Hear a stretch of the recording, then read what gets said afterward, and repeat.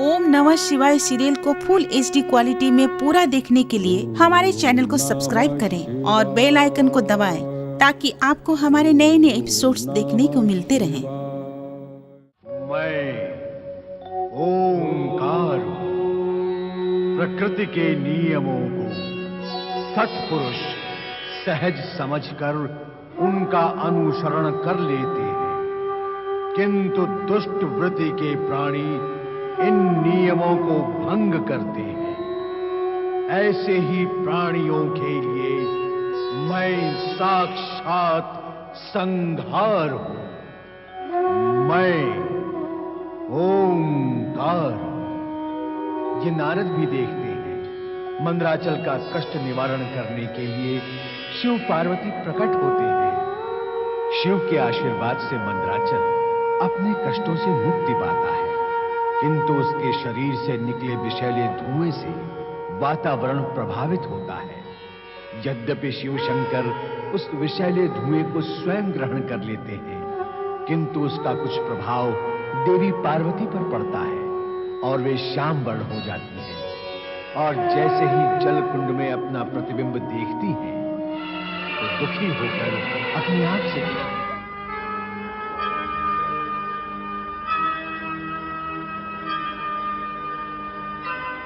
देवादिदेव, ब्रह्मा का प्रणाम स्वीकार करें। ओम नमः शिवाय। पधारिए ब्रह्मदेव, मंदराचल में आपका स्वागत है। देवेश्वर, अब स्वागत नहीं, मार्गदर्शन करें। ऐसा लगता है कि शुंभ निशुंभ को इच्छित वरदान देकर भी आप प्रसन्न नहीं हैं। आप सत्य कह रहे हैं विश्वेश्वर, और यह सत्य भी आपसे छिपा हुआ नहीं है कि इन असुरों को वरदान देना हमारी विवशता थी।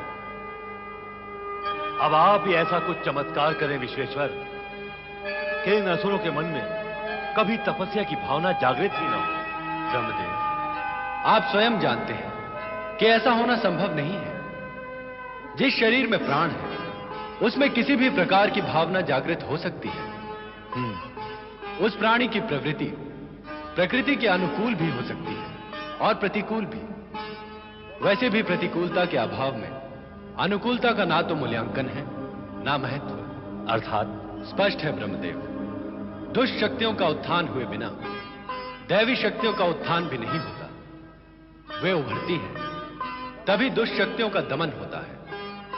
जगत में व्याप्त समय की गति के अनुसार देवों, दानवों और मानवों में संघर्ष अवश्यंभावी है। ब्रह्मदेव, अब तक आपने यहां आने का उद्देश्य प्रकट नहीं किया। महेश्वर, मैंने शुंभ निशुंभ को विवशतावश वरदान तो अवश्य दे दिया है, किंतु ऐसा करने से पूर्व मैंने उन्हें यथाशीघ्र समाप्त करने का उपाय भी निश्चित कर लिया था। तो अब मेरा कार्य आप करने लगे हैं। आप तो सृष्टि के निर्माण करता है। अपना कार्य तो आपको ही करना होगा देवेश्वर। मैंने तो आपके कार्य को तनिक सरल कर दिया है, यही स्पष्ट करने तो मैं यहां उपस्थित हुआ हूं। आपका अभिप्राय है कि शुंभ निशुंभ की गति का उपाय आपने कर लिया है?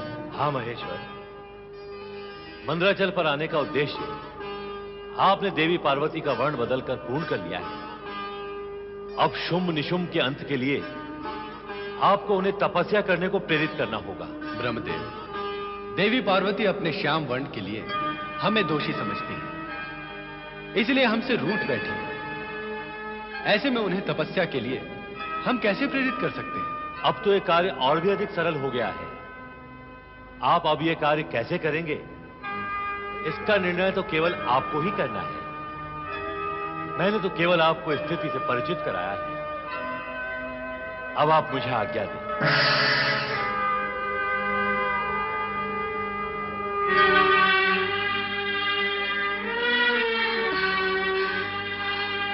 देवी पार्वती,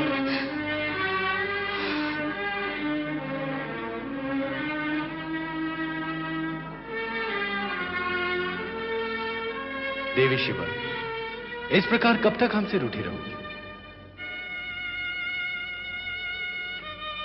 और रूठ कर तुमको मिलेगा क्या? स्वामी, मुझे मनाने का प्रयत्न व्यर्थ है। हमारा प्रयत्न व्यर्थ कब हुआ है? हुआ है कभी?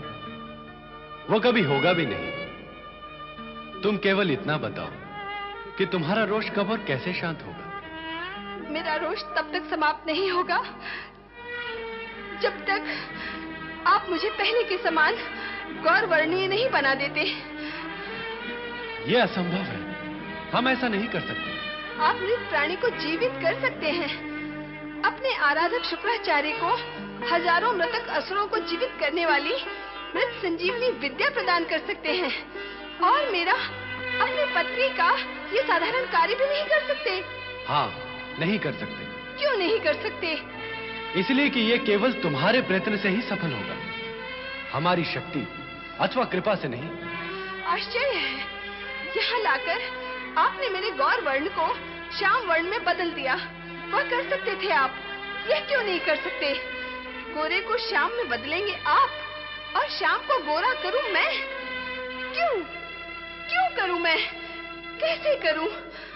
आप मेरे स्वामी हैं, मेरी सहायता करना आपका धर्म है। आप अपने धर्म से क्यों मुंह मोड़ना चाहते हैं? क्या हुआ है तुम्हें? ऐसा प्रतीत होता है कि तुम्हारे तन के साथ साथ तुम्हारी बुद्धि भी काली हो गई है। तुम यदि हठ करना जानती हो तो हम भी हठ योगी हैं। अब हम तुमसे कुछ नहीं कहेंगे, वही करो जो तुम्हारे मन में आए।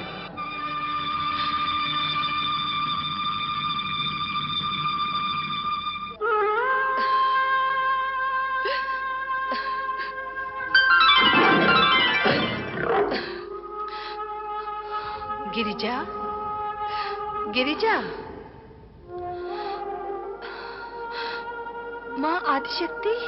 गिरिजा, क्या इस प्रकार रोना सुबकना तुम्हें शोभा देता है? तुम शक्ति का अवतार हो। एकमात्र दृष्टि विक्षेप से तुम इस जगत में प्रलय मचा सकती हो। फिर अचानक तुम इतनी अबला कैसे हो गई? अपने पति द्वारा किया गया यह घोर अपमान मैं कैसे सहन कर सकती हूँ? जो हो चुका है उसे भूल जाओ और अब तुम्हारा अपमान ना हो ऐसा उपाय करो। क्या है वो उपाय? जहाँ अपमान होता है वहाँ तो स्वाभिमानी को एक पल भी नहीं ठहरना चाहिए। तुरंत चली जाओ यहाँ से। पर स्वामी मुझे यहाँ से जाने की आज्ञा नहीं देंगे। क्या उनकी आज्ञा के बिना यहाँ से जाना उचित होगा?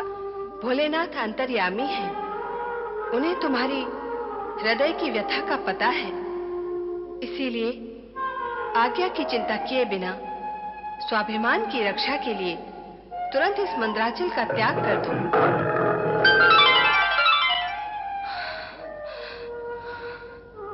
मां भुवनेश्वरी की आज्ञा अनुसार मैं मंदराचल का त्याग कर दूंगी। हाँ। नंदी महाराज, हम अनिश्चित काल तक शिव पार्वती के लौटने की प्रतीक्षा नहीं कर सकते। जब वे दोनों मंदराचल में बस गए हैं तो हमें वहां जाकर उनके दर्शन करने चाहिए। वहां चलकर उन्हें यहाँ आने के लिए मनाना चाहिए। मैं आप दोनों की प्रेरणा समझ रहा हूँ, किंतु भगवान भोलेनाथ की आज्ञा बिना मैं कैलाश छोड़कर कैसे जा सकता हूँ? नारायण नारायण, कल्याण भव। मैं भी यही सोचकर यहाँ आया था कि अब तक तो भगवान भोलेनाथ और माता पार्वती कैलाश पर आ गए होंगे, किंतु अब तो ऐसा लगता है कि उन्हें मंदराचल कैलाश से भी अधिक प्रिय लगने लगा है। नारायण नारायण, स्थिति यदि ऐसी है तो वहां जाकर ही भगवान भोलेनाथ और माता पार्वती के दर्शन होंगे। हाँ देवर्षि, हम भी आपके साथ चलेंगे। हम अर्थात जया और मैं। मेरे साथ? नारायण नारायण।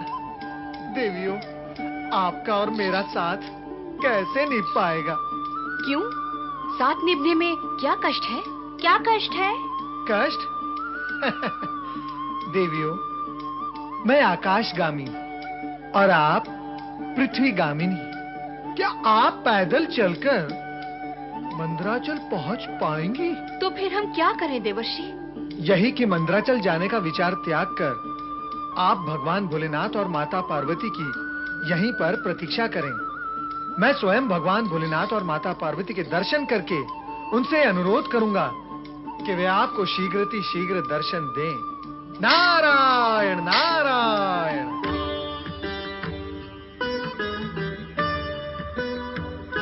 ओम नमः शिवाय, ओम नमः शिवाय, ओम नमः शिवाय, ओम नमः शिवाय, ओम नमः शिवाय, ओम नमः शिवाय, ओम नमः शिवाय, ओम नमः शिवाय, ओम नमः शिवाय, ओम नमः शिवाय, ओम नमः शिवाय, ओम नमः शिवाय, ओम नमः शिवाय, ओम नमः शिवाय, ओम नमः शिवाय, ओम नमः शिवाय।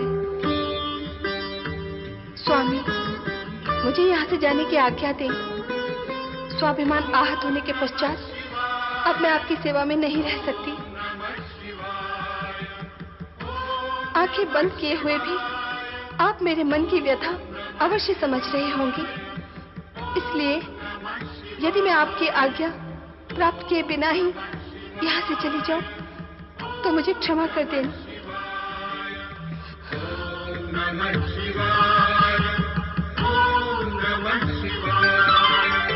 नारायण नारायण। ओम नमः शिवाय, ओम नमः शिवाय। भोलेनाथ, बहुत समय से आपके और माता पार्वती के दर्शन नहीं हुए थे और मुझसे रहा नहीं गया, सो चला आया आपके और माता पार्वती के दर्शन करने के लिए। इस समय तो हम यहाँ पर मात्र अकेले हैं नारद। देवी पार्वती तो हमसे आज्ञा लिए बिना ही अभी अभी यहाँ से अदृश्य हो गई। माता पार्वती आपकी आज्ञा लिए बिना यहाँ से चली गई? भोलेनाथ, यह असंभव कैसे संभव हुआ? आश्चर्य करने की आवश्यकता नहीं है। इस जगत में असंभव कुछ भी नहीं होता। जो प्राणी के वश, सामर्थ्य, ज्ञान और अनुभव से परे होता है उसे वो असंभव मान लेता है। यहां तो वही हुआ है जो होना था। भोलेनाथ, वो गई कहां है? इस बात का ज्ञान तो आपको अवश्य होगा ही। इस विषय में हमसे कोई प्रश्न न करना नारद। भोलेनाथ, नारद यदि प्रश्न ना करें तो जगत के प्राणियों को उत्तर कौन देगा? नारायण नारायण। भोलेनाथ, भले ही आपने आंखें बंद कर ली हो, किंतु जो घटित होने वाला है वो टल तो नहीं सकता। नारायण नारायण। महाशक्तिशाली दैत्यराज शुंभ निशुंभ की जय। महाशक्तिशाली दैत्यराज शुंभ निशुंभ की जय। देवराज इंद्र की जय। देवराज इंद्र की जय।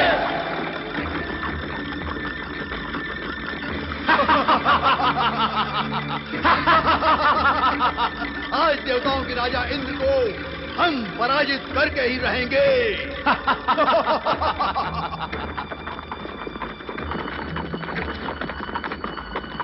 आज तक केवल देवता ही स्वर्ग की सुख संपदा का उपभोग करते आए हैं और असुर उससे वंचित रहे हैं। असुरों को भी हम स्वर्ग की सुख संपदा प्राप्त कराएंगे।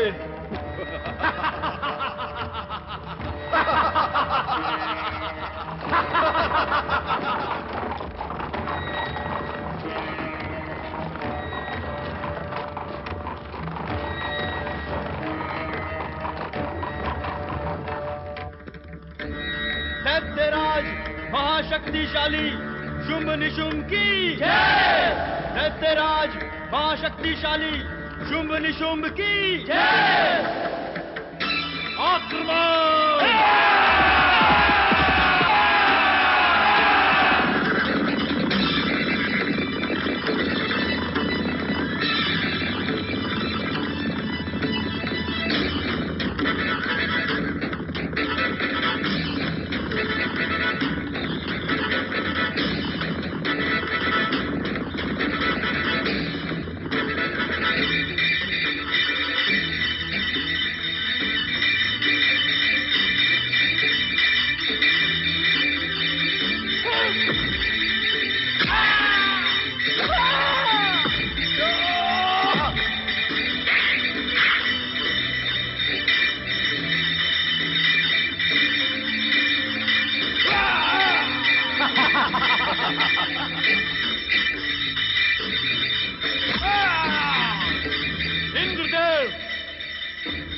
के सिंहासन का अधिकार शक्तिवान का होता है। हम दोनों शक्तिशाली हैं और हमें ब्रह्मा का वरदान प्राप्त है कि हम अमर हैं।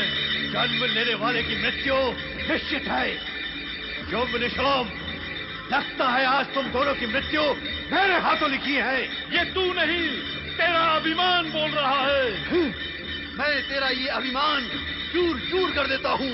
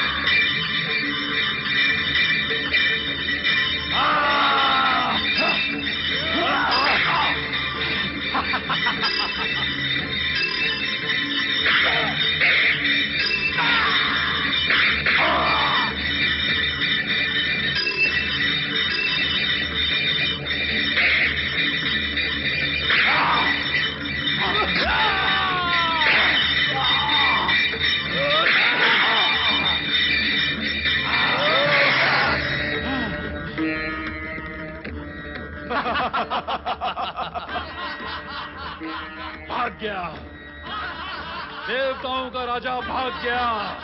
दुर्बल कहीं का। महाशक्तिशाली शुंभ निशुंभ की जय। महाशक्तिशाली शुंभ निशुंभ की हम आज विजेता है। स्वर्ग की सब सुख संपदा अब हमारे अधीन है। देखते जाति जो स्वर्ग के सुख से वंचित थी, अब स्वर्ग निवासी होगी। देवता हमारे सेवक होंगे। देवता हमारे चरण छुएंगे।